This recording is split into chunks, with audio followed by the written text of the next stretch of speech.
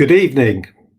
I'm delighted to welcome you to the Jewish community Hustings for the upcoming London mayoral election.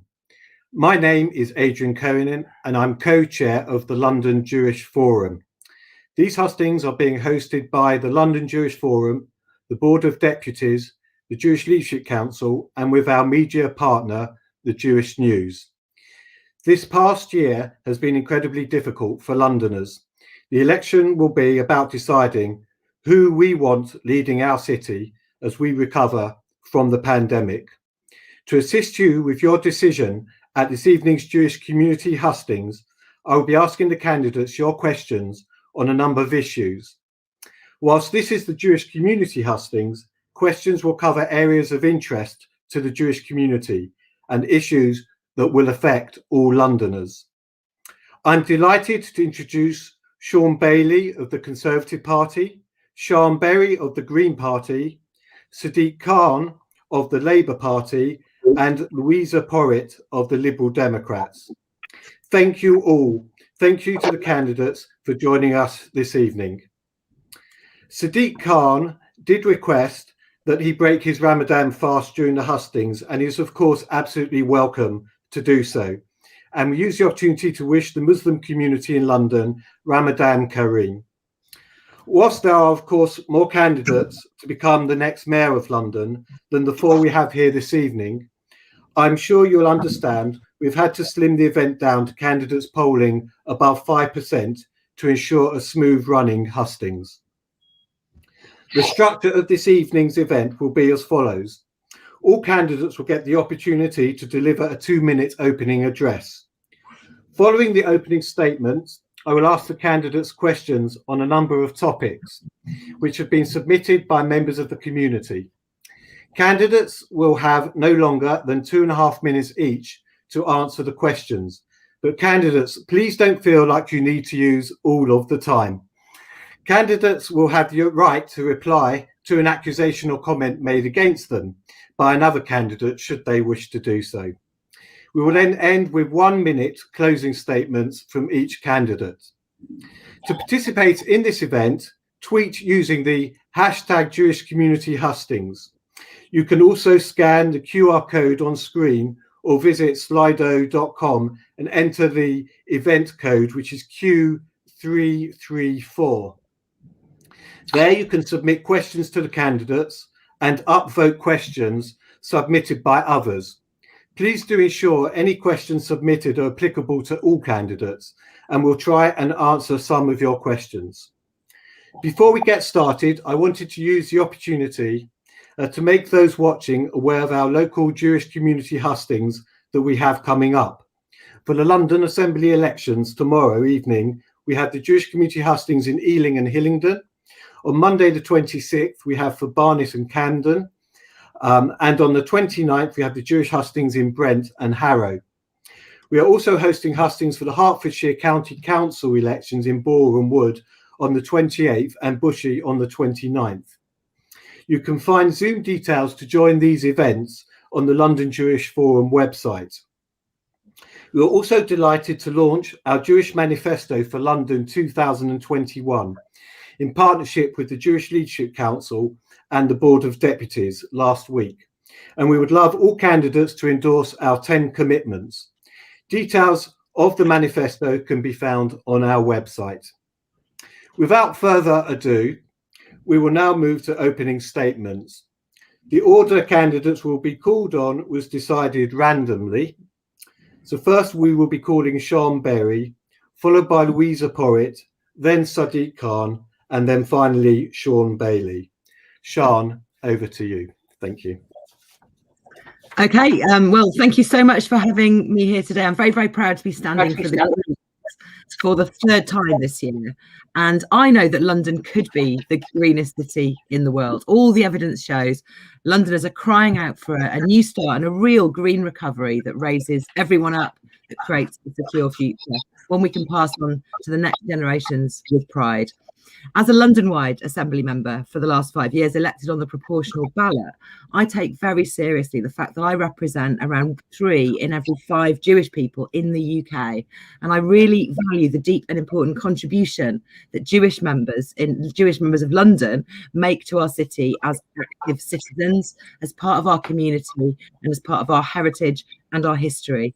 And the groups organising the hustings today, I know, also share with me a passion to achieve the goal of a truly anti-racist city, because so many prejudices are on the rise. But I believe it is with true solidarity that we will stop this again, as we've done so many times in our city from Cable Street onwards.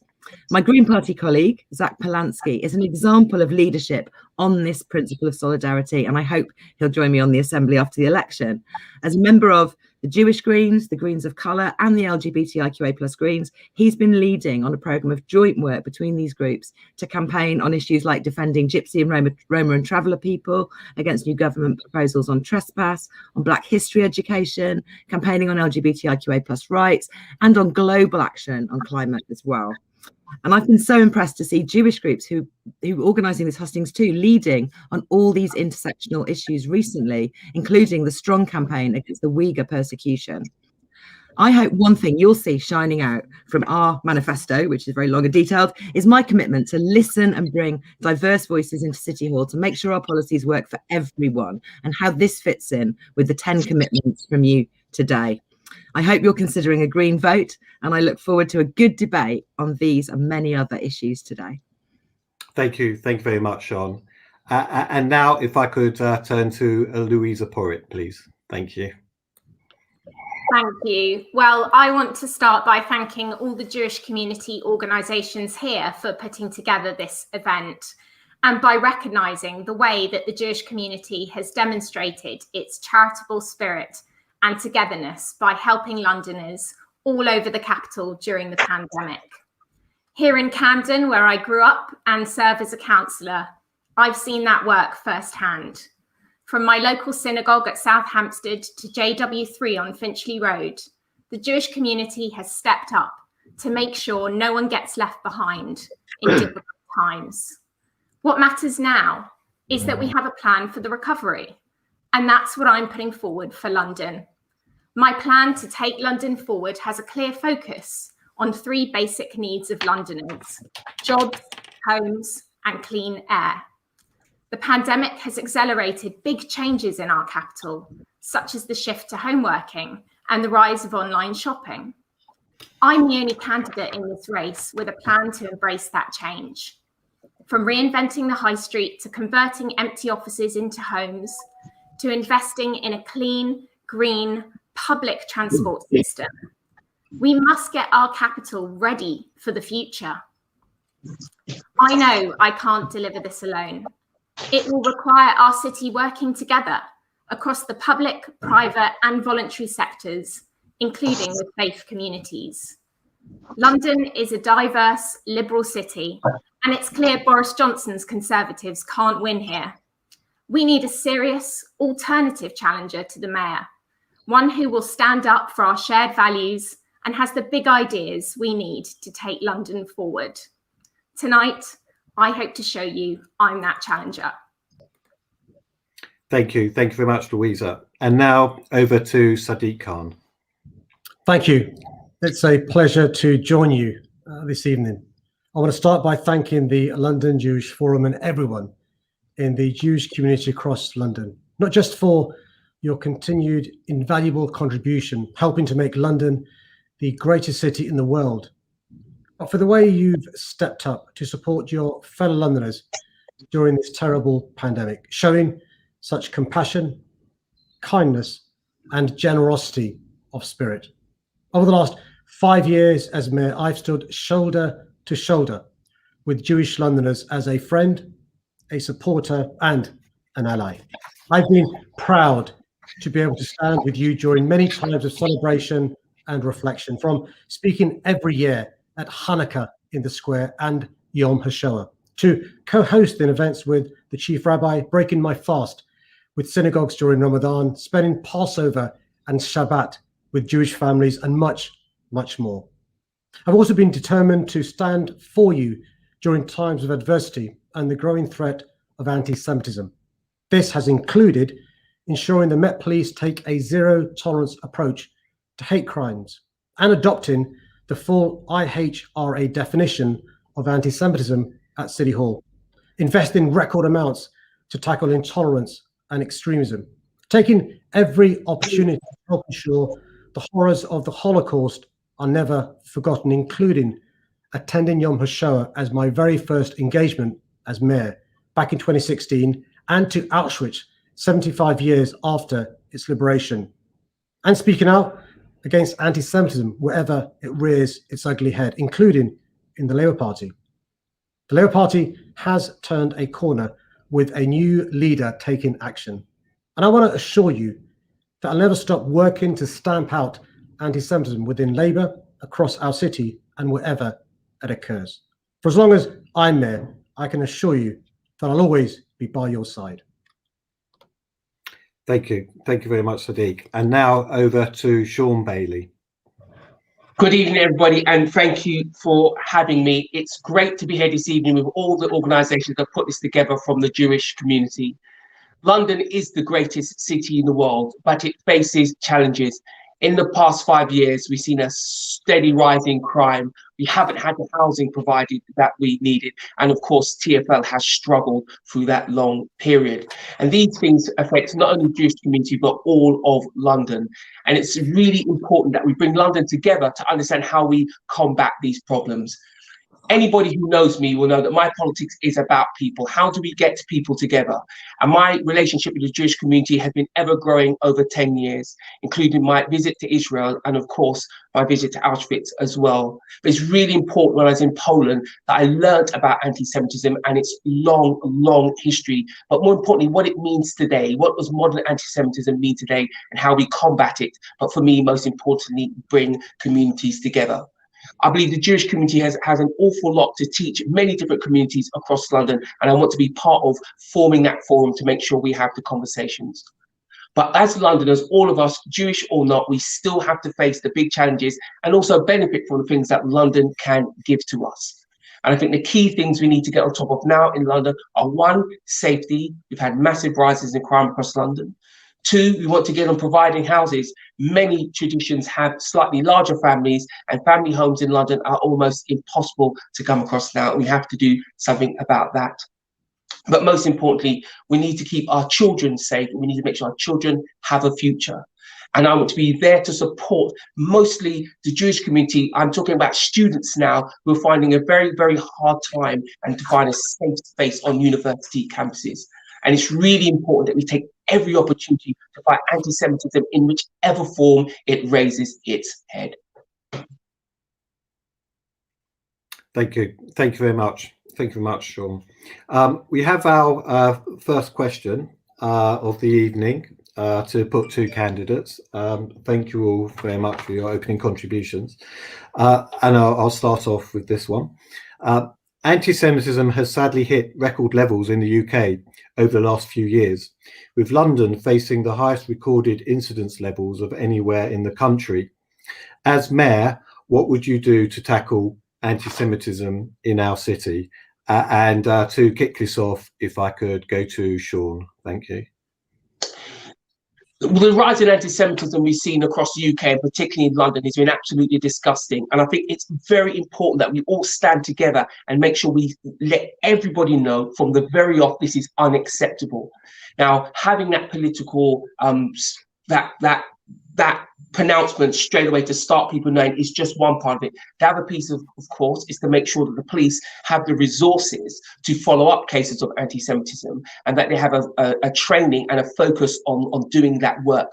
The work done by the CST, of course, is very important to Londoners, and I think there's something there that the police can learn from. There's a partnership there. I visited recently, and the volunteers on the CST told me that the relationship is strong, but I still think there's more learnings that can happen across the piece. I think we need to make sure we invest the money as well. Our online look at anti-Semitism and hate crime in general, I think, can be bolstered. It hasn't always been the most successful. I think we need to mount a campaign as well to have a look at the IP providers. I don't think the social media platforms do enough to remove offensive material. And I think the Mayor of London should be pursuing that as something that happens. And the other thing as well is to educate our children. For too many communities across London, the first time they come across anti-Semitism is when someone's trying to convince them to get involved. I think Holocaust education and it's linked to anti-Semitism and the history behind it. I remember being in Poland and being taken through 800 years of anti-Semitism, which even to someone like me was a surprise, just how deep it had run and how regularly it'd come back.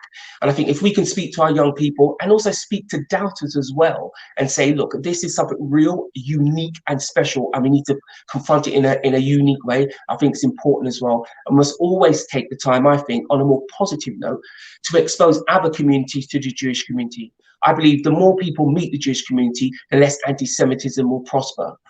All my time with Conservative Friends of Israel has just made me more and more happy, more and more welcomed in the Jewish community. There's a very warmness there. There's a lot of community engagement that I think would be stronger if it was done with other communities as well. And I think this is one of the real ways to beat anti-Semitism. Anti-Semitism is as much about a legal process as it is a battle for hearts and minds. Thank you very much. Thank you, Sean. If I can now go over to Sadiq. Thank you. Well, look, anti-Semitism is probably the oldest form of hatred known to man. As somebody who is different, who's an ethnic minority and a religious minority, I understand what it's like to be picked on, to be hated because of your being. But you know, one of the things that I've done since I've been the mayor is to spend time with Jewish friends. The very first event I attended was Yom HaShoah, and actually you need to hear the stories from those who lived through the Shoah. This is a experience unique to the Jewish communities in response to how long it's been going on, the hatred of Jewish people. One of the reasons, Adrian, when I go on foreign visits, I spend time with Jewish communities is to make sure I'm their voice, whether in London or around the world. Two examples. In Poland, I went with the Jewish mayor to the Polin, the Museum of Polish Jews, because the Jewish community even today suffers real discrimination in Poland. In Berlin, I went to the memorial dedicated to the murdered Jews in Europe to make sure we remind ourselves how recent the Shoah was. We've got to make sure we have a zero tolerance towards all forms of anti-Semitism, and that's got to start from cradle and go all the way to grave. The good news is our commissioner, who is somebody who is determined to stamp out anti-Semitism whenever it occurs. And you'll be aware of the work the Met Police Service has been doing with the Community Security Trust, but also making sure that local bodies on the beat are aware about the high holidays so they can provide support. But as far as I'm concerned, it is a scandal that in the most progressive city in the world, the place of worship you go to, the school you go to study in, need security outside it, whether it's the synagogue or the Jewish faith schools, or in fact, when you go to care homes like those run by Jewish Care at the Nightingale House in Tooting. I promised when I came to the Hustings 5 years ago at JW3 to be a mayor who stood shoulder to shoulder with you. Hopefully you've seen over the last 5 years evidence of that. Should I be re-elected, I'll carry on being by your side, leading from the front, the scourge of anti-Semitism. Thank you, Sadiq. And now, if I could go to Louisa, thank you. Thank you very much. Well, we have to be vigilant. Sadly, anti-Semitism exists across our society. It's something I've become more personally aware of as I've started to embrace my own heritage more. But I have a proud record of standing up against anti-Semitism, as I would do for all communities in London. Here in Camden, we had a graffiti attack in my wards and across neighbouring wards in Camden as well. And we stood up as a council cross-party. I was a voice for my party in that, to say we have a zero tolerance attitude to that kind of message.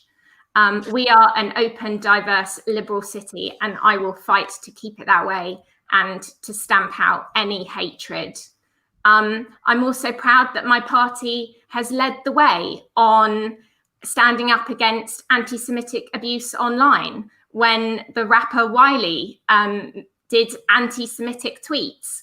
My whole party joined in standing up online and boycotting social media platforms until they took action, which is something that I personally advocated for.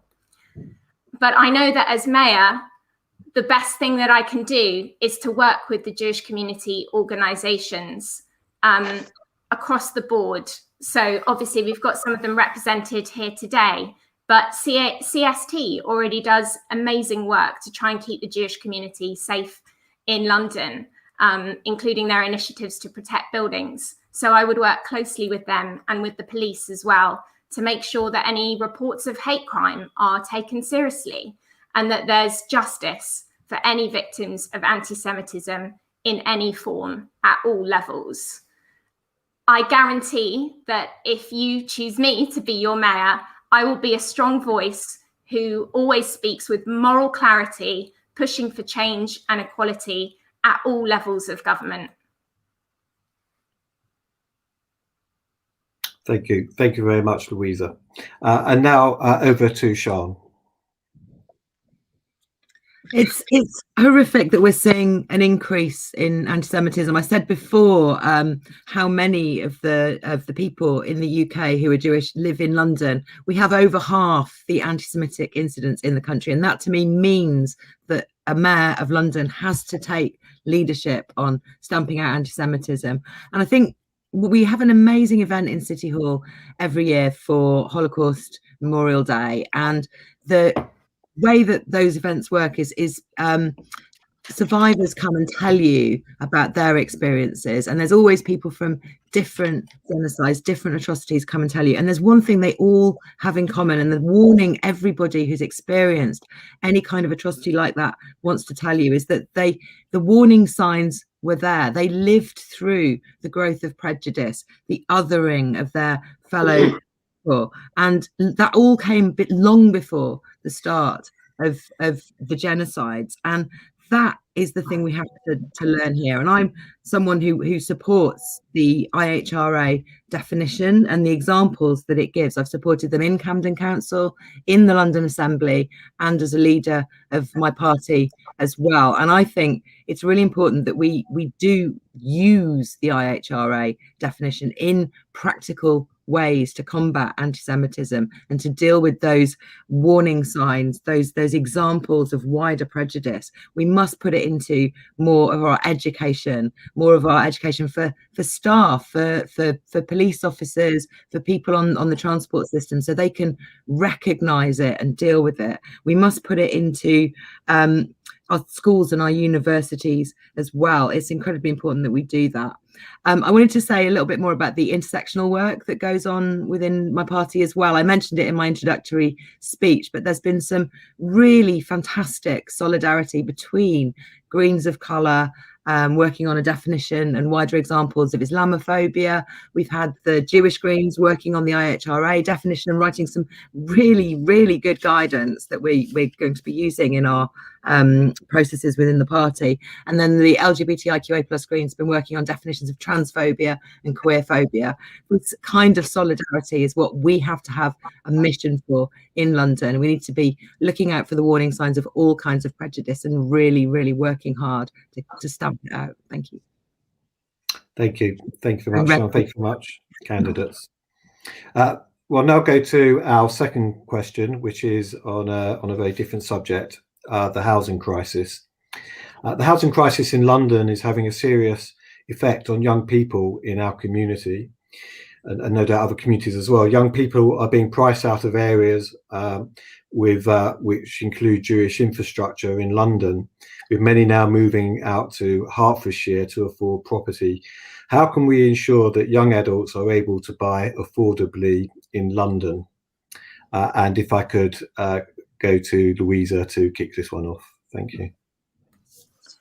Thank you very much. Well, this is an issue that's close to my heart. I've lived in overpriced rented flats around London, and I don't think that should be the accepted way to spend your 20s.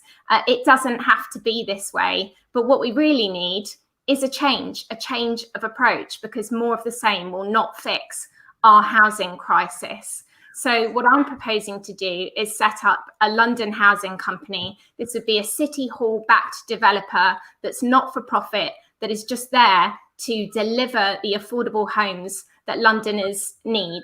We've been let down. The current mayor has only started half of the affordable homes that he promised to deliver back in 2016. And that shows that we need to have a new approach. And that's what this developer would do. I would embrace change. Things like the fact that we've shifted to home working means that there'll be more empty office space than ever coming onto the market. And we need to make an assessment of that opportunity to convert some of that empty office space into quality, affordable homes. This is a once in a generational opportunity to finally fix our housing crisis.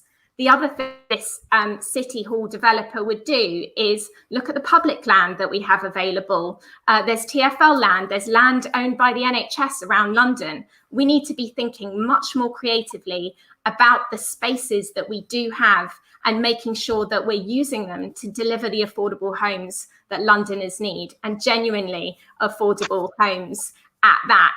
There's also more than 25,000 empty homes across the capital. And I want to bring those properties back into use as well, and work closely with local councils across the capital to make sure that in every neighbourhood of London, Londoners have the homes that they need, because this is a scandal that's gone on for too long, frankly, and we have a chance to fix it. So we should be seizing that once and for all. But the only way we can do that is by doing things differently. And I haven't heard anyone else talking about taking that approach.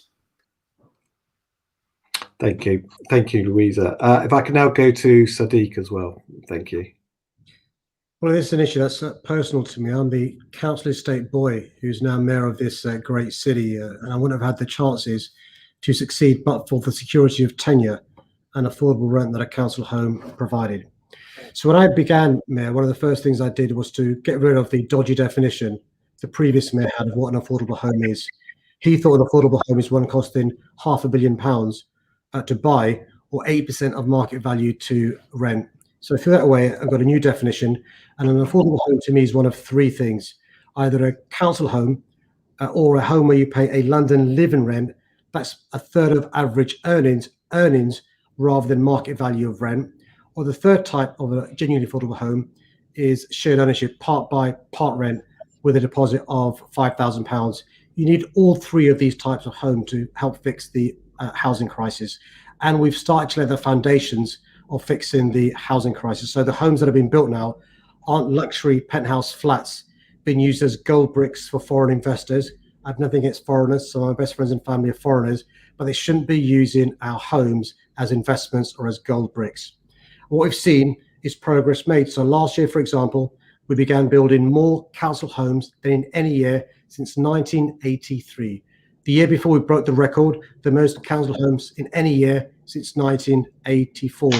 In the year before I became mayor, the numbers of homes that were begun where you paid a social rent was three.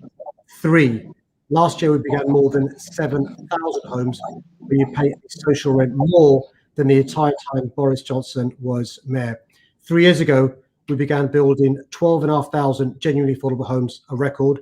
The year later, 14,500 genuinely affordable homes, another record. And last year, remarkably, we broke it again, more than £17,200. 7,200 homes. And we've got plans every year to make progress. So by 2023, we'll have begun 116,000 genuinely affordable homes. And by 2025, another 82,000. At the same time, we've got plans to fix the rental market. We've already made progress in relation to a rogue landlords register, a licensing register, and also we've made plans through our lobbying for Section 21, so no fault eviction goes. We have a plan for rent controls should I be elected on May the 6th, so those renting can have security of tenure and pay affordable rents. Thank you. Thank you very much, Sadiq. And now over to Sian. Thank you very much. I think in my work in the last 5 years, I've really focused on listening and bringing diverse voices into City Hall to make sure that my policies aren't just for the well-off or even for the average person, but that they work for all Londoners. Because we've seen this year that the health crisis has shown that inequality thrives in these gaps. And when you leave things and you neglect things, you end up with people, on the edges, and people who are not typical average people really, really struggling. And one size does not fit all when it comes to all these practical policies like housing and transport, as well as specialist services.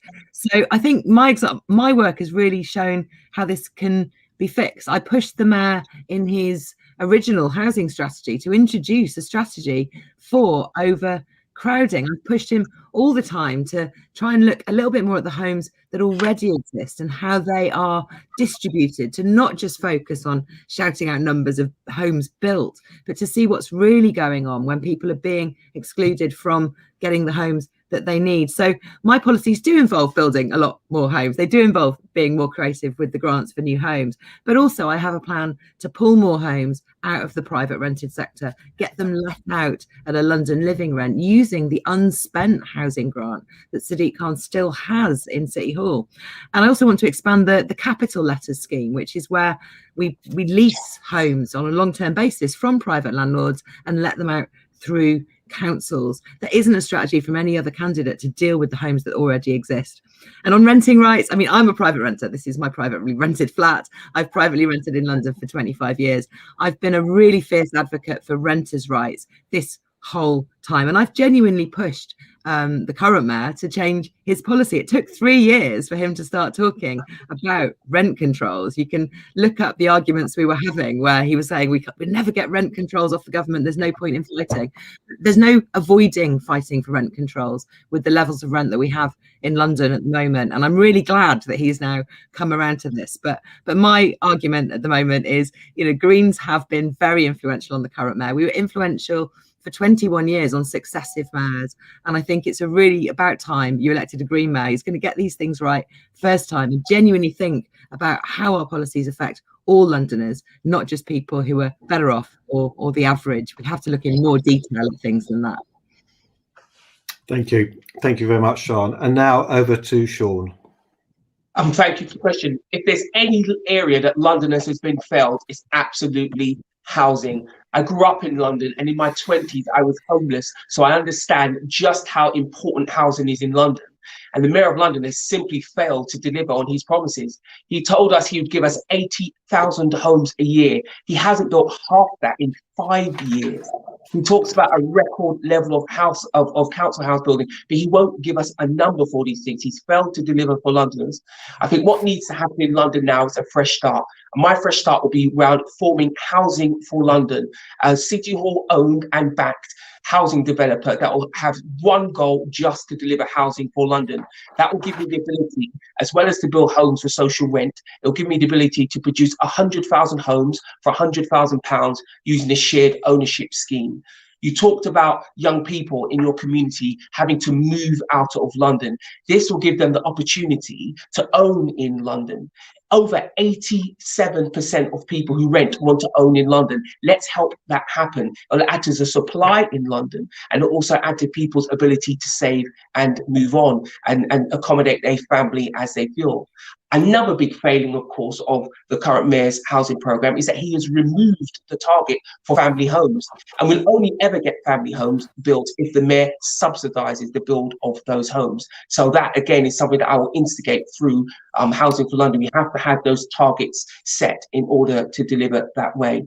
But the crucial thing for housing in London is that we have to start now. The mayor has put a block at looking on brownfield sites in London. Strategic industrial sites is the technical term. I think we need to lift that block to make sure we have the actual space to build in London. There are thousands of hectares of land such as this in London. Of course, we can't build on all of it. Nobody's saying we can, but we absolutely have to be able to look at it. Because if we don't, we will price too many young people out of London, and some older people as well. So if London doesn't get on top of its housing crisis, we will affect our competitiveness in so many ways. And that brings me to rent controls. Rent controls have never worked anywhere. They benefit one generation and then lock the next following generations out of the housing system. They produce less housing and poor quality housing as well. That's why I don't think we need to instigate rent controls in London. Thank you. Thank you very much, Sean. Right, if we can, Sadiq, right. The rules of the game are we did say we give a right of reply, so there were a few points made there in Sadiq's direction. So you don't have to use it, but if you would like, you can have a minute's right of reply to the points that have been made.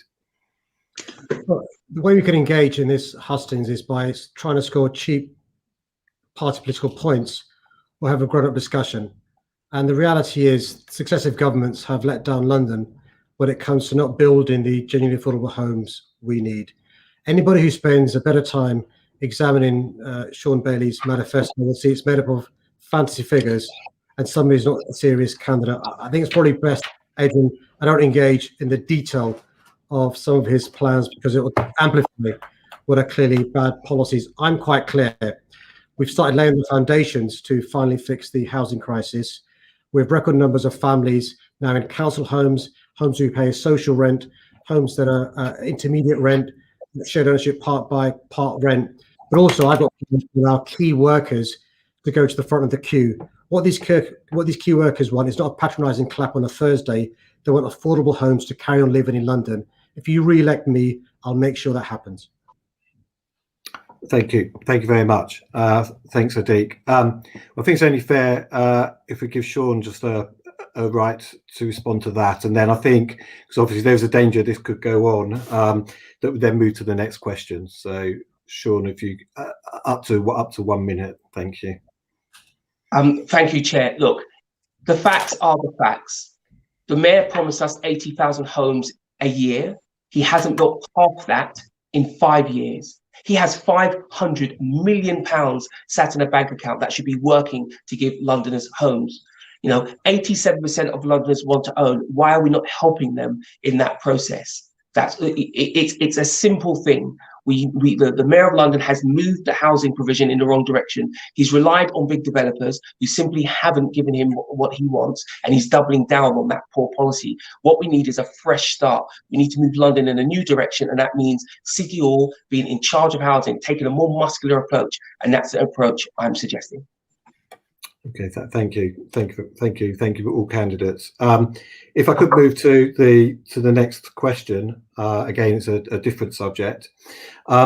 With the Jewish community being on average a third older than the wider community, our care homes are extremely important to our community. Fittingly, we now have a question from Jewish Care. How do you plan to support local authorities with social care funding as we emerge from the pandemic? And then if I could go to Sadiq first on that one, thank you. Well, I've had the pleasure, Adrian, of visiting Jewish Care, some of their homes, and spending time, not quite in all 10 of their homes in London, but spending time. I also spent time on many occasions in Nightingale, which does a huge amount of work for older Jewish Londoners as well. I want to thank all those who work in care homes across London. I'm afraid during the first phase of this awful virus, we saw the consequences of neglect from the government when we saw the virus spread through care homes and a large number of Londoners losing their lives, the most vulnerable. Don't be surprised if Shaun Bailey blames me for the government not providing the personal protective equipment to these care homes and having these awful bereaved families suffering because of this virus. 18,000 families across London are currently mourning the loss of their loved one. In my view, a lot of it is because of a failure of the government to respond. And that leads with how older people are looked after. Social care has been the Cinderella service for too long. One of the recommendations we had a number of years ago was to have an NHS and social care. And I'm really pleased the government finally listened, but they've got to back that up with resources. There's been no resources given to our councils, who have already had more than half their budgets cut since 2010 to receive the support they need in these care homes.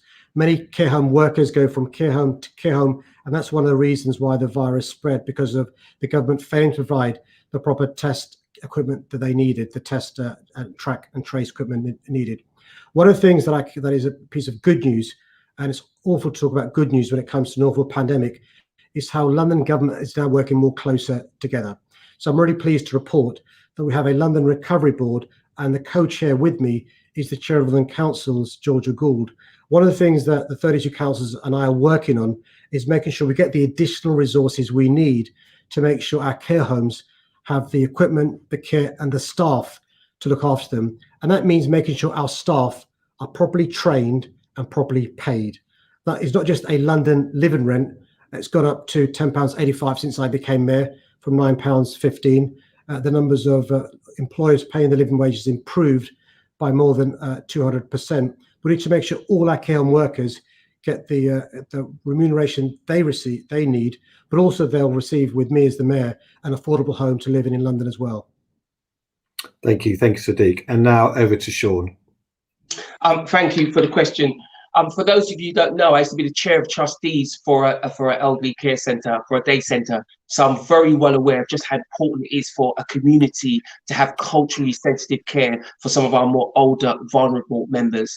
I remember when I was the chair of the Pepper Pot, we were a real local hub, and many people, young and old, would come to us with worries about palliative care going into the future, and could we advocate for their parents as they approach that part of their life. So for me, there's two or three things that I think we need to double down on. Firstly, the working together around training and around local authorities. It will be fair to say that local authorities do this work. And I just think City Hall could be much more involved in helping a forum happen, so that best practice can be shared. Any problems, we can unblock the blockages, and of course we could do something about salary, because too many people in London do not get paid a London living wage. The mayor talked about the 200% increase in London living wage. Companies that pay, but it's still too small. I think it's a campaign that we could do cross-party to get many more people to pay that, particularly in care as well. But I'd like to go back to the idea that if we're going to support care workers, it is about providing them with homes they can actually afford. Too many London carers will be put out of pocket by an expansion in the ULEZ zone.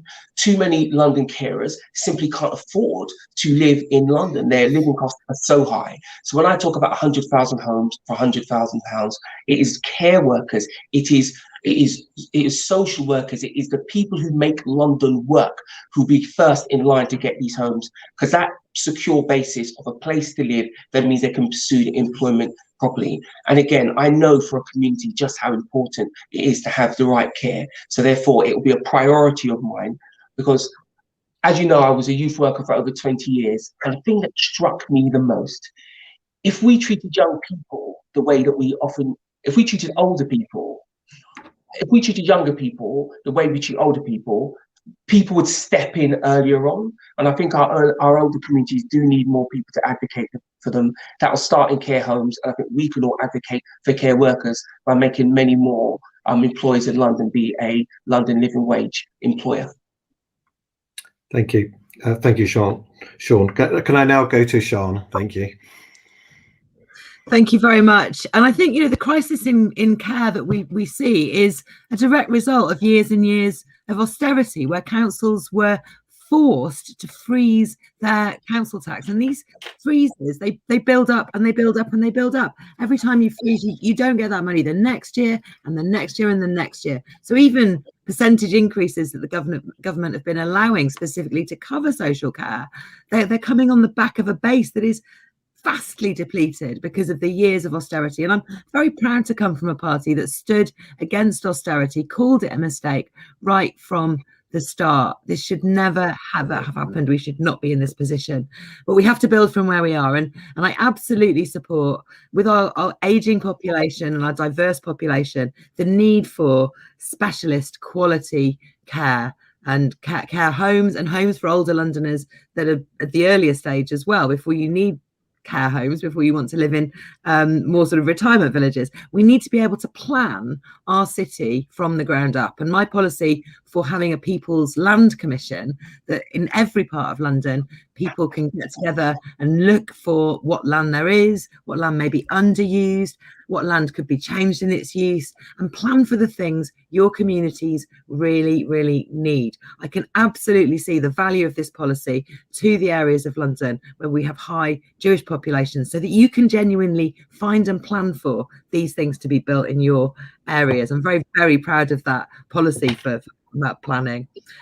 So finally, just on the wages point that's been made, yes, care workers are grossly underpaid. They represent a really high proportion of these working families who live in poverty, who depend on housing benefits even to pay lower rents. I mean, it's an absolute scandal how much people can be paid. We've stood with care workers who are demonstrating and striking to get higher pay. And as part of my campaign, I've pledged to redefine the London living wage at a higher level. It doesn't currently take properly account of housing costs. It doesn't allow you a buffer to save for a rainy day, which it used to before it was devolved out of the GLA's economics unit.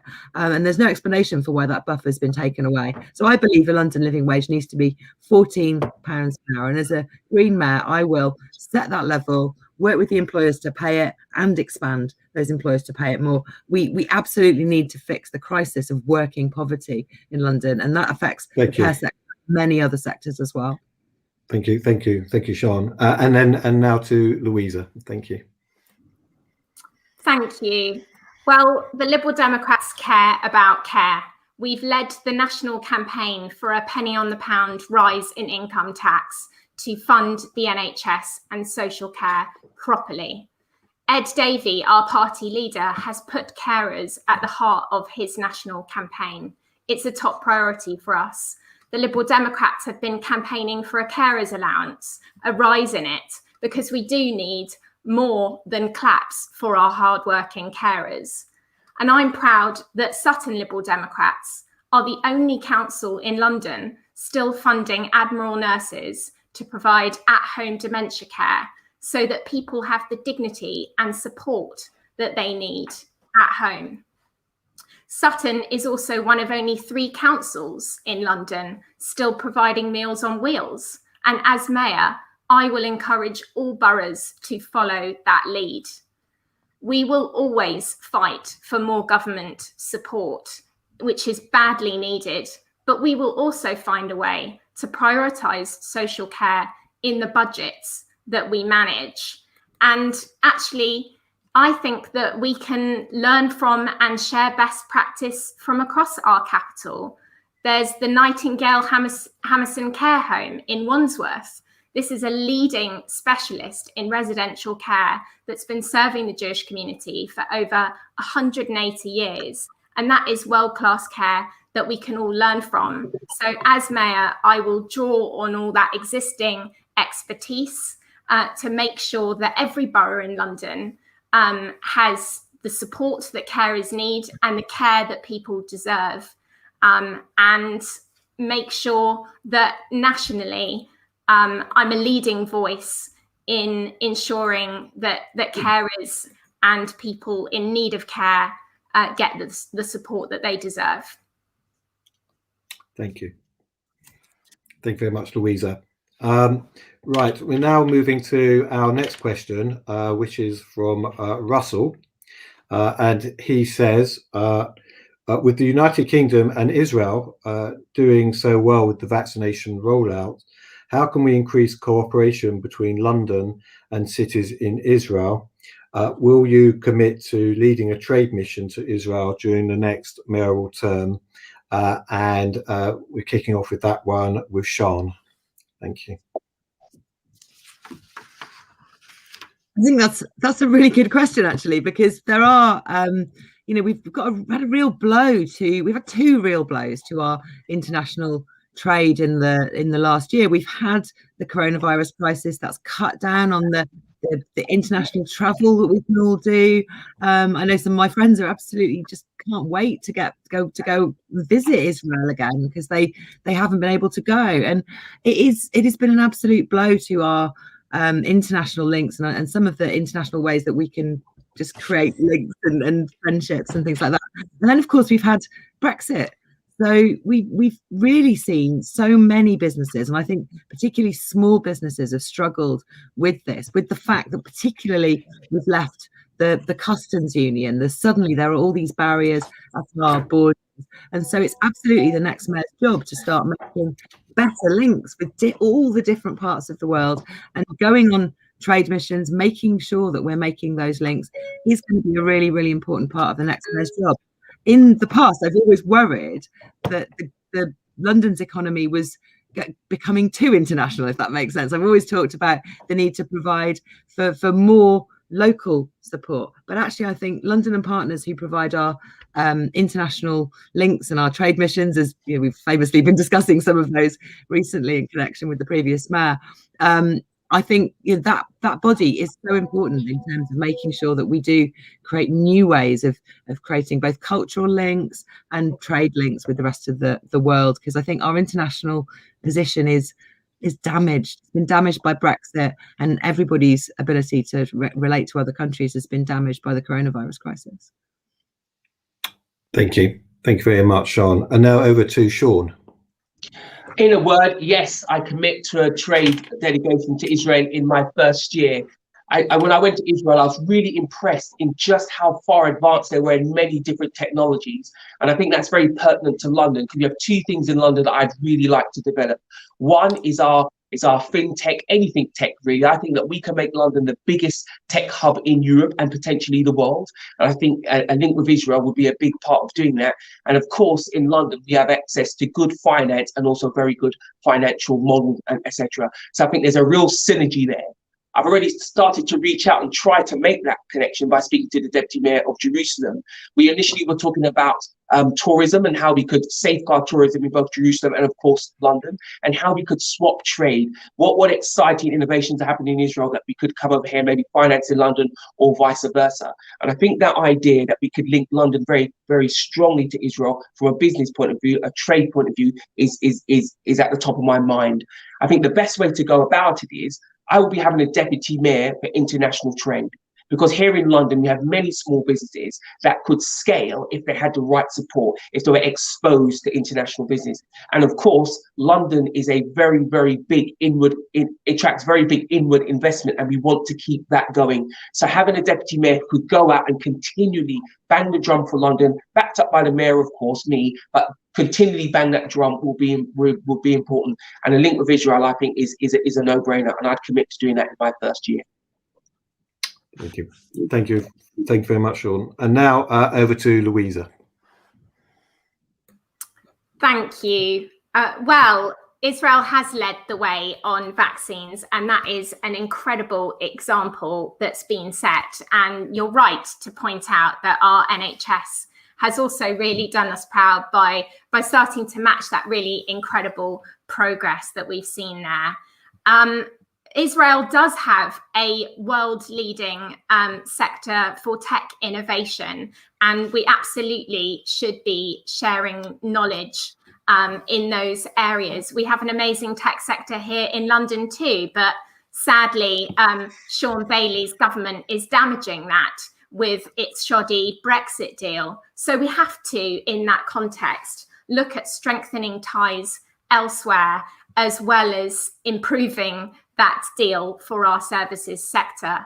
But there is so much more to Israel than just these two things. There's so much that we have in common as cities. Tel Aviv, like London, is one of the most liberal, inclusive cities in the world. It's one of the most LGBTQ plus friendly cities in the world, just like London is. It has the biggest pride parade in Asia, and that's something that we should be really celebrating and highlighting, and our countries and our cities should be working together to promote those shared values, as well as looking at the more practical ways that our businesses can work together, and our health services can learn from each other and share that knowledge and expertise, so that we can both really deliver for our communities. And that's something that I'm excited about, and certainly will be leading if I have the opportunity to become your mayor. I've been to Tel Aviv. It's an incredible city. And I think there's so much more that we can do together, including with other cities from around Israel as well, like Jerusalem. Thank you. Thank you, Louisa. And now to Sadiq. Well, the reason why a trip to Israel is important is not to make money, it's to build bridges and make friendships. And I'm the mayor that's led delegations to America. We know the president was over the last 4 years, to Canada, to India, to Pakistan. At the core of them is to bang the drum for our city in trade, investment, promotion, but integral is building friendships. We need to be building bridges, not walls. So yes, the last couple of years, for the reasons Shana said, have been very difficult for priorities with Brexit and then with lockdown.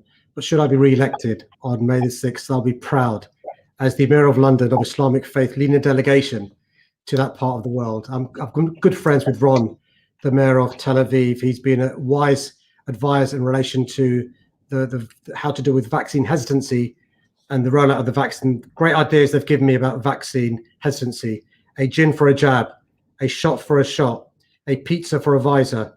But on a serious note, they've been doing some really good work to address the misinformation that there exists. These vaccines are kosher. There is no pork in these vaccines.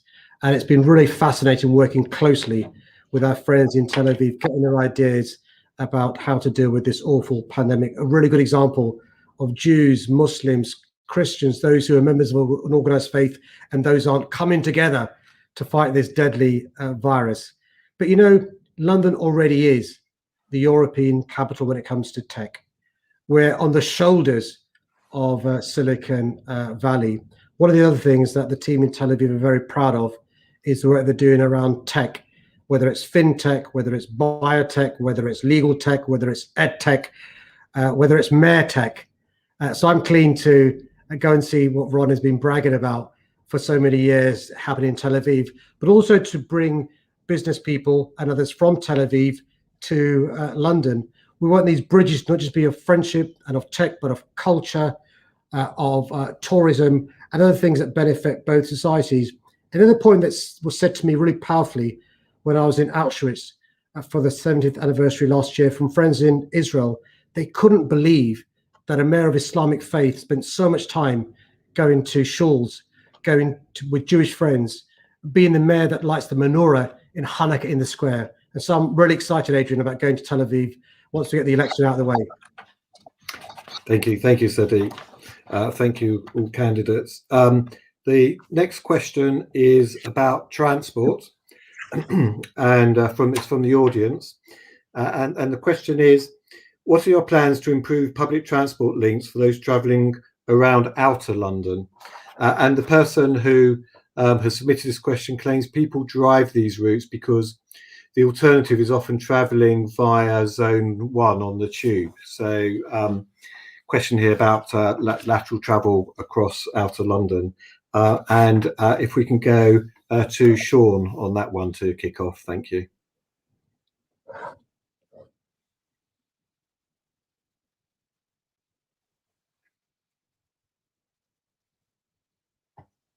To London, I haven't seen the effect of this, and of course it means it leaves people in their car.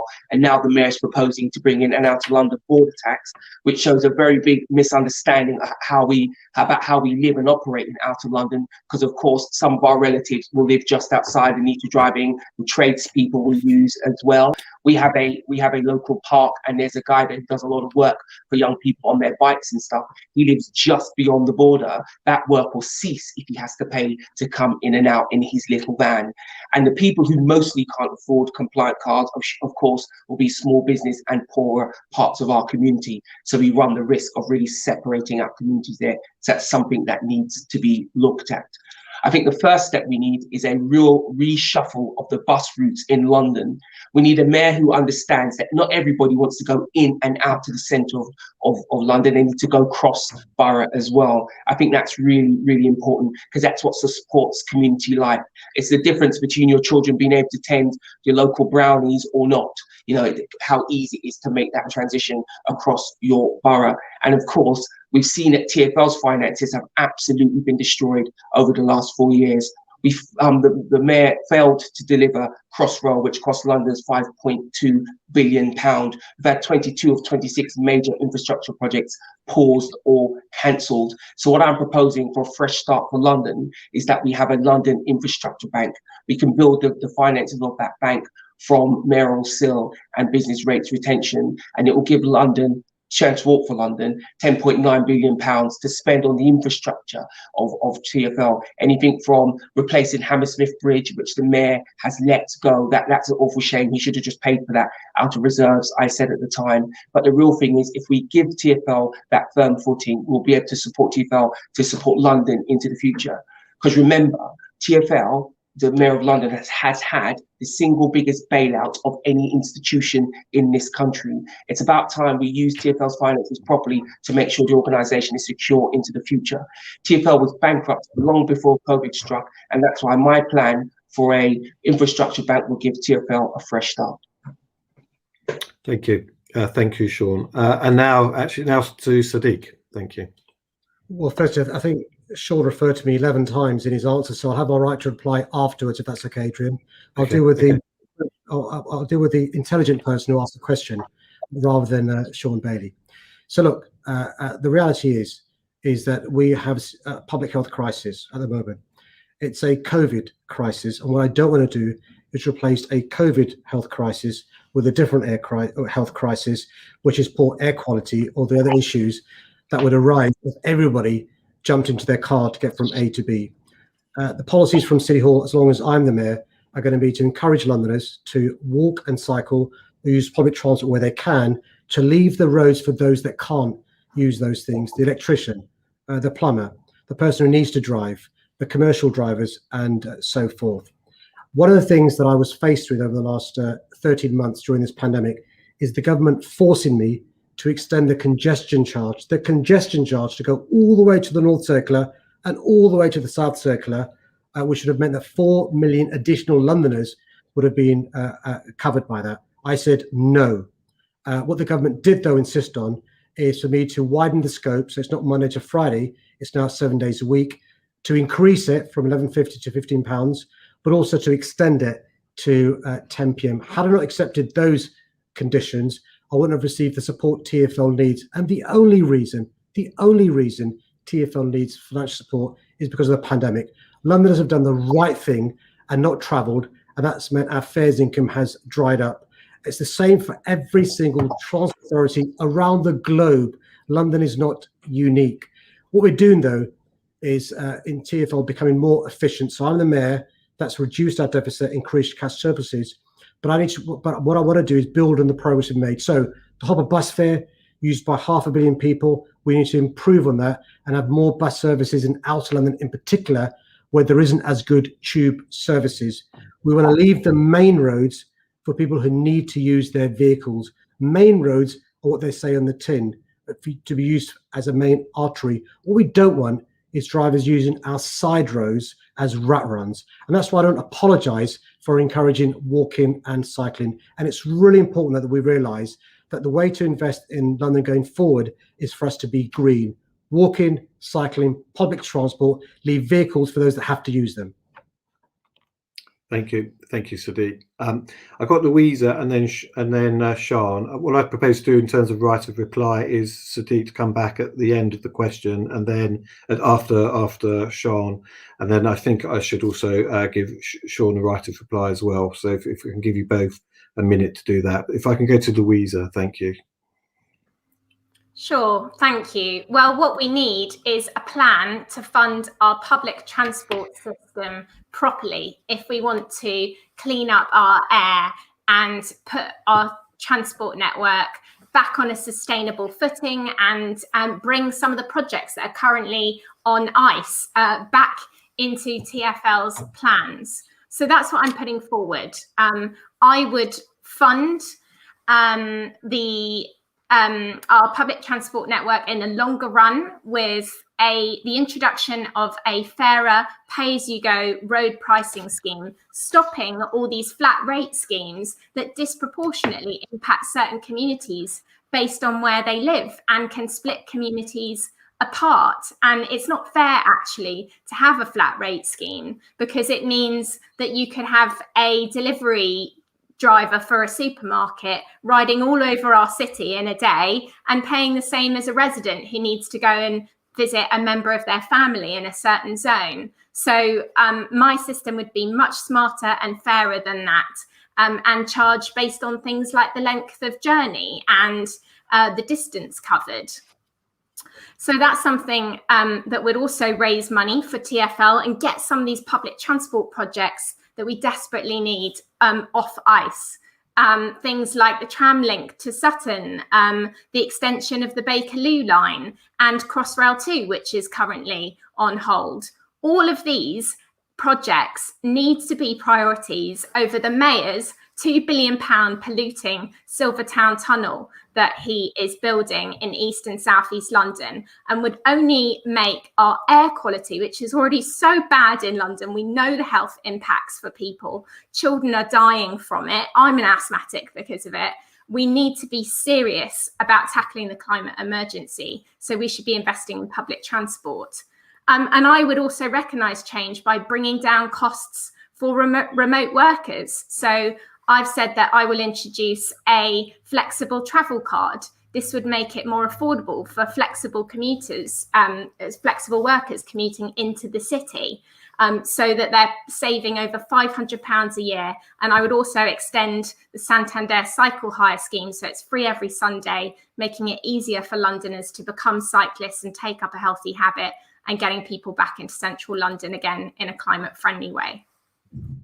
Thank you, Louisa. And now to Sian.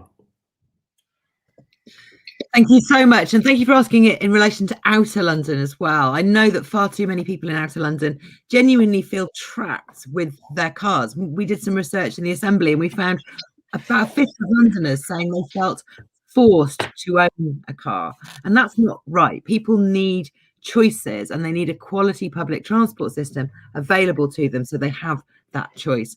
And I think improving transport in Outer London, it's one of the clearest examples of the principle that when you become mayor, you get a system to manage, not a magic wand. And transport is the absolute epitome of that. And I bring a truly transformative and integrated transport policy to London. For Outer London, one of the things I want to do is lower the fares for Outer Londoners. I think the zone system is completely out of date. People don't have a choice about where they live and where they work. And it's unfair that people who live in zones 4, 5 and 6 pay so much more than people in zones 1 and 2. The zone system hasn't changed since the 1990s. I've been pushing a change to a single zone for 5 years. There's been no action. I would get on with that and bring down fares. That would be the first real benefit people would see. We need better buses. We need better buses running around Outer London so people can get from place to place without going into the centre. But that depends, running them efficiently depends on getting some traffic off the main road. So we need to have a traffic reduction target overall, which the current mayor does not have. London doesn't have one. This needs to be backed up with investment in other ways to get around. I'll triple the cycling budget. And then, like Louisa, I support the introduction of smart, fair road charging for London with the Liberal Democrats in the Assembly. We've pushed for that again and again from the current mayor, and he hasn't even done a shred of work on developing it. And it's so disappointing because this is the thing, whereas that makes all these other things possible. It creates space on the roads.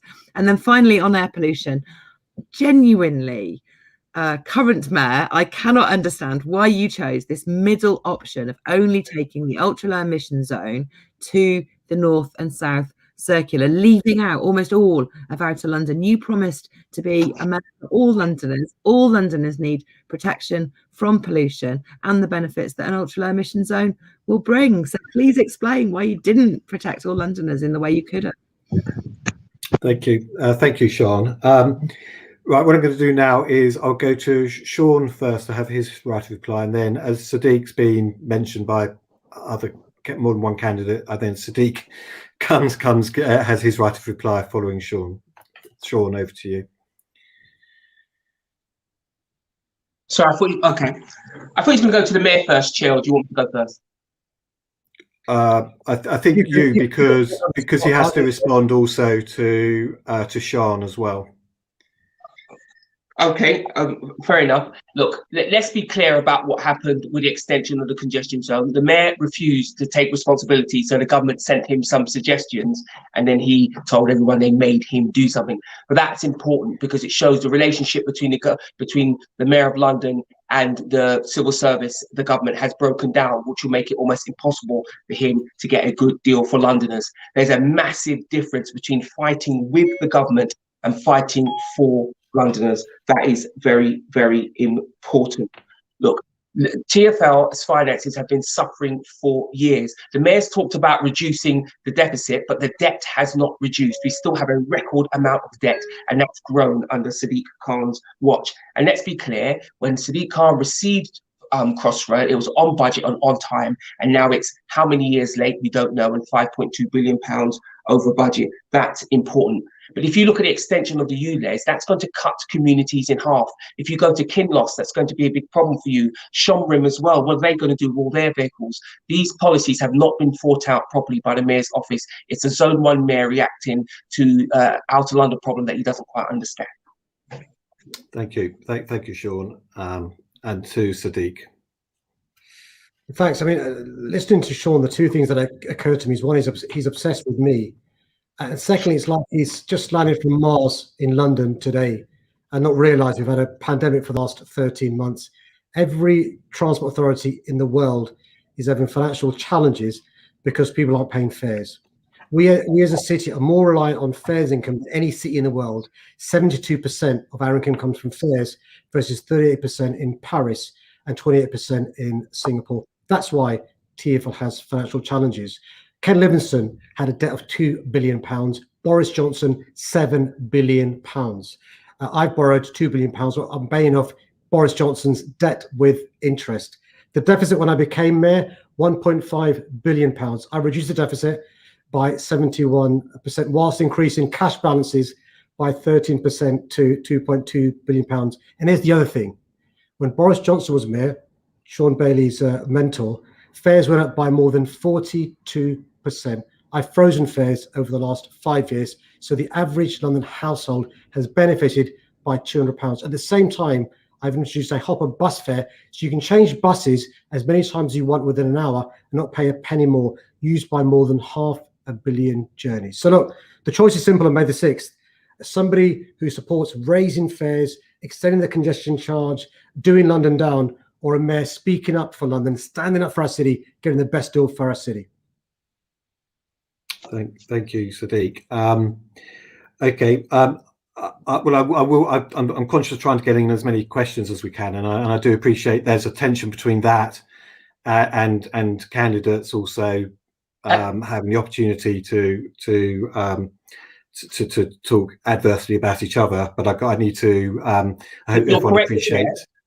But Chair, yeah, it's quite hard for the three of us to have this conversation without naming the mayor. He has been the mayor. Oh, no, I'm not saying you shouldn't. I'm not. That's all right. I'm not. But every time you name him, you name him, you give him the right to reply, and I agree. But then he names us, and we don't have the right to reply. I just ask you to wrestle with that. Thank you, Chair. No, sure. I mean, I did give you a right to reply, but no, I'm trying to be as even-handed as I can. Thank you very much. Thank you, Sean. Thank you. Adrian, I'm glad he's blaming you for that, because normally he blames me for everything else. Sean, would you like a right to reply to that? I blame Sadiq Khan for everything else because he is responsible for all of these things. We've seen everything fall apart in London, and he continually manipulates the facts. TfL has struggled. Everybody knows that, and it was bankrupt before Corona hit. I remember the fares rise was in TfL's 2019 budget, long before Corona hit. So the mayor suggesting that the only problem TfL has had is Corona simply isn't true. Of course, Corona and lockdown has been a massive problem to TfL. We all accept that, but so has Sadiq Khan been a big problem for TfL. Thank you, Sean. I'm also conscious that I don't want Louisa and Sean to feel left out as well. So I gotta, as you'll see, I am really trying to be even-handed here. You are, Chair. Thank you. Thank you, everyone. The more we hear from Sean, the better for my election chances. So please, more Sean. Okay. Okay, all right, thank you all. Right, so as we don't run out of time, the next question is from James Harris, who is president of the the Union of Jewish Students. Sorry, that's me getting confused. Maybe he'll become the president of the United Synagogue in due course. He has asked, will the candidates commit to ensuring that every university in London adopts the IRA definition of anti-Semitism and that campus is a safe space for Jewish students? And if I could go to Louisa as well, thank you. Thank you very much. Well, all of our public forums should be adopting the IHRA definition of anti-Semitism. I'm proud to sit on a council in Camden where we have adopted that definition, and all public bodies should be doing it and making it clear that they are a safe space for Jews. So I'd absolutely work with our universities to make sure that they do that. And that they do it for other communities as well, because we know that an attack on any minorities or failure to embrace them is an attack on all of us, frankly. So yeah, you have that commitment from me. I'm not sure I have much more to add to it. I mean, this is something that we need to see done across the country, actually, and across our society. It's one of the many clear steps that we need to take as a society to make sure that we are doing the concrete work to root out anti-Semitism and prejudice and intolerance. That's a clear way of showing it and making sure that young Jewish Londoners feel embraced and feel welcome. We are a diverse, all-inclusive city, and we need to be showing that in all of our bodies across the capital. Thank you very much for that, Louisa. And now to Shaun.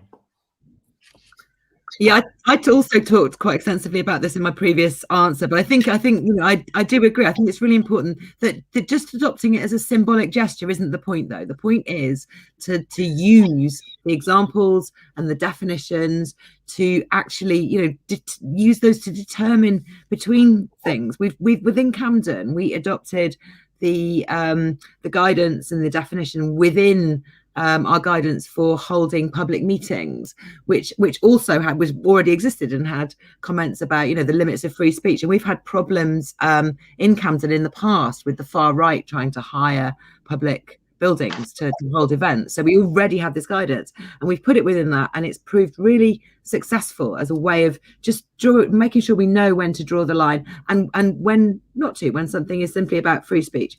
And I think it's just a really useful thing that I think everybody ought to get more educated about. Certainly within the Green Party, we've had some excellent training and really sort of in-depth seminars where we've looked at some of the examples, and it's been incredibly illuminating and educational to me and very, very useful. And this all stems from this process of adopting and then using and then discussing the examples that lie within it. So I'm a supporter of this, and I think it's important that we do recognize that anti-Semitism and racism in general is insidious and can really metamorphosize to get around things and be very subtle, and it's very, very important that we are as educated as possible and that we listen to the groups affected and make sure that we're aware and alive to this problem, because I genuinely believe it's growing. I believe prejudices in general are growing and spreading in new ways, and that is something that our society and the whole world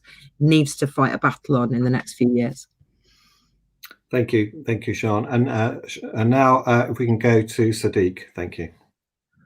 Can I just say how much I agree with Shaun's really thoughtful and considered answer? I think she's spot on. Simply tick boxing a definition is not enough. You need meaningful organizational change. And so, yes, of course, I support the IRA definition being adopted in the HE sector, but we've got to make sure that all our organizations are anti-racist organizations. So in City Hall, I adopted the IRA definition, but I've made City Hall not racist, but anti-racist, so it permeates through what we do. And you'll remember, Adrian, the Labour Party at the time failed to adopt the IRA definition. And I stood up to the party I belong to and said, you're wrong. The IRA definition with examples is important. an example of me standing up for our city, even though it's uncomfortable, against my party. And that's the sort of mayor I've been, working closely where I need to with my party and the government, but standing up for our city where it needs to happen. And can I say this?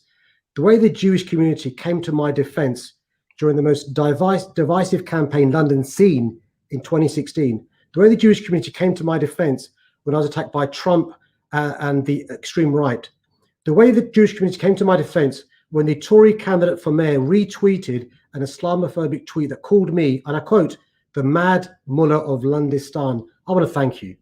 And that's what Cable Street teaches us, solidarity. I am the keeper of my brother and sister. I'm not going to walk on the other side of the road. So look, you've seen me walk the walk over the last 5 years. I convene regularly vice chancellors and others from the HE sector. I'll make sure the next time after May the 6th, should I have the privilege and honor of being re-elected, I raised the issue of, yes, of course, Sean's right. We need free speech. Free speech is important.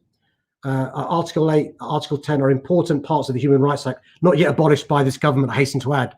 But part of that is making sure that doesn't lead to demonization, inciting hatred, and people feeling uncomfortable because of who they are. And I've seen too many examples over the last 5 years of Jewish people, of Black people, of women, of Muslims, and many others, disabled, being treated differently, less favorably because of things outside of their control. So I promise you, Adrian, should I be re-elected, I'll work with the Jewish community to have the IRA definition extended, but making sure there's organizational change as well as a tick box exercise. Thank you. Thank you, Sadiq. And now to Sean. Chair, I think it's important to clear up. When I retweeted that, what I retweeted, Sadiq, and you're very well aware of this, was your failed bus contract. I wasn't a party to what other people wrote on it. It's about a failed contract that you had done to serve Londoners transport. But to move on to the question, of course, you adopt the IRA definition. I embrace that wholeheartedly. And I've been outspoken in my support for raising awareness of some of the challenges that Jewish students face on campus. I remember I was contacted by 2 students who are here in London, who live in Hendon, who had written to me and said, Sean, are you aware these things come down and see us? We'd like to talk to you. And we had a very long conversation in which they were very, very descriptive, very eloquent in telling me what challenges they faced and what support I could give them to help them overcome that. And of course, they weren't just focused on Yale University, they were focused on all universities as well. We went on to talk about Israel Apartheid Week and how abhorrent that is. And I absolutely stand up to that. And I've taken every opportunity I can to do that. But we need to go further. We need to take an action. It's easy to make noises. It's easy to oppose your own party when that person that you nominated is on the way out. What we need to do is take a stance and take action. So why don't we ban the Al-Quds March? It is a scheduled hate crime. I'd like to believe that everybody thinks that we shouldn't have hate crime in London, yet we have one that's scheduled every year, but nobody stepped up and banned that. And before somebody tells you they can't ban it, let's ask for that to be banned. Let's be taken to court. Let's have it out on this particular issue, because I think the challenges that Jewish students are facing on campus across the country and in London, and the challenges that the Jewish community are facing in general, would be very, very well represented in taking this case on, and I absolutely commit to do that. Thank you. Thank you, Sean. We are running out of time. So what I'm proposing we now do is to go to each candidate's closing speech. And just to remind everybody that we have 60 seconds per speech. So if we can start with Sadiq. Thank you. Well, thank you. This has been a fantastic hustings. I've enjoyed it. I'll end by taking this opportunity to say how grateful I am to the Jewish community for the warmth and friendship you've shown me right from my first day as mayor. It means more than you know, and I think it sends a powerful message out to the world about our city. I'm proud of my achievements as mayor, but there's still so much more I want to do to make London a fairer, safer, greener, more equal city, particularly as we seek to recover from this pandemic. So I hope you'll continue to put your faith in me to stand up for the best interests of the Jewish community and the whole of our city with a brighter future for all of London's communities. Thank you, Adrian. Thank you. And now if we could go to Sian. Thank you. Thank you very much. It's been a really interesting debate, and I hope you've seen some examples of my values and the esteem that I have for London's Jewish community. This election really, really does matter. And it's not just the past 5 years that I've been in the Assembly, but there's been 21 years of Greens being elected there. And in that time, our ideas have been some of the most influential on successive mayors. And I think it's time for a Green mayor, because we don't only need a new start, but a new mission to build a city that's truly green and an example of true respect, togetherness and social justice too. We've had an incredible response to our policies so far from Londoners all across the city. Our Green Manifesto has got people thinking, and from now until the election, there's actually more to come too. Londoners are ready for big ideas. There are Green mayors all over Europe rolling up their sleeves, getting ready to transform their cities. So instead of electing someone who needs to be pushed to do the right thing again, please choose someone who has the right ideas from the start. Trust me, and see how London can transform in the next 3 years. Thank you. Thank you, Sian. And now to Sian. Thank you. It's been great to be here tonight, but let's be realistic. The last 5 years in London has been characterised by a failure to deliver for Londoners. So I'll be giving London a fresh start and making sure we deliver. I'll be pledging to protect the Jewish community and the traditions of that community and all of our faith communities and people of non-faith as well across London. London is the greatest city in the world as long as we work at it. London is the greatest city in the world as long as we use City Hall to be a crossroads to bring everybody together to forge forward for the future. It's been great, my relationship with the Jewish community, and it's been a really good opportunity for me to learn the challenges and also the joys of being part of the Jewish community, which of course is a huge benefit to London in general. So on May the 6th, the choice needs to be made. Do we continue on this same path with rising crime, less opportunity, or do we get a fresh start for London? Thank you. Thank you, Sian. And finally to Louisa. Thank you. Our city is at a crucial moment where we either look forwards or try to go backwards to the way things were. My campaign and plan for London is all about embracing change. From Boris Johnson to the current Mayor of London, there are no concrete plans to adapt to changes like the shift to home working. We need big ideas and urgent action to address our challenges, from Brexit to climate change, to ensuring we have a fair recovery, and to ensure we don't miss out on the opportunities in front of us as our city changes. I would embrace change, making sure London has strong local businesses and decent jobs, that everyone has an affordable place to call home, that our air is clean to breathe, and that all of our communities are safe, secure, and celebrated. And key to making this happen is working together. We can draw on the Jewish ideal of tikkun olam to heal our society after the devastation of the last year. We've seen the amazing potential of our city when we work together, and that's the potential I'd harness as mayor. And I know the Jewish community has a big role to play in that. So if you agree with my plan, then let's take London forward together. Thank you. Thank you, Louisa. Thank you, all candidates. It's been a very interesting, fascinating evening. And I'd now just like to hand over to Justin Cohen of Jewish News, who will give the vote of thanks. Thank you very much, Adrian. And thank you to our 4 candidates for taking the time out of your busy schedules to join us tonight. To Sadiq Khan, Shaun Bailey, Luisa Porritt, and Shaun Bailey. Tonight showed once again that in addition to the specific issues of relevance to the Jewish community, the issues that perhaps gain the most headlines, Jewish Londoners, like all others, are also interested in issues like transport and housing. Jewish News is proud once again to be supporting these hustings in an election where opportunities for pressing the flesh and kissing babies have been more limited than usual. Such opportunities for direct engagement are more important than ever. For that, thank you to Daniel Koski and the London Jewish Forum for organising, and thanks also to partners, the Jewish Leadership Council and the Board of Deputies. As Adrian mentioned earlier, we have a series of hustings coming up in for the elections of the London Assembly starting tomorrow night with Ealing and Hillingdon, and also in forthcoming days for the Hertfordshire County Council elections. Until then, please check out our website later tonight. I hope that our new political editor, Lee Harpin, will have his story up by then, and also this week's Jewish News for full coverage of tonight's event. Thank you, everyone. Thank you. Thank you. Thank you. Bye.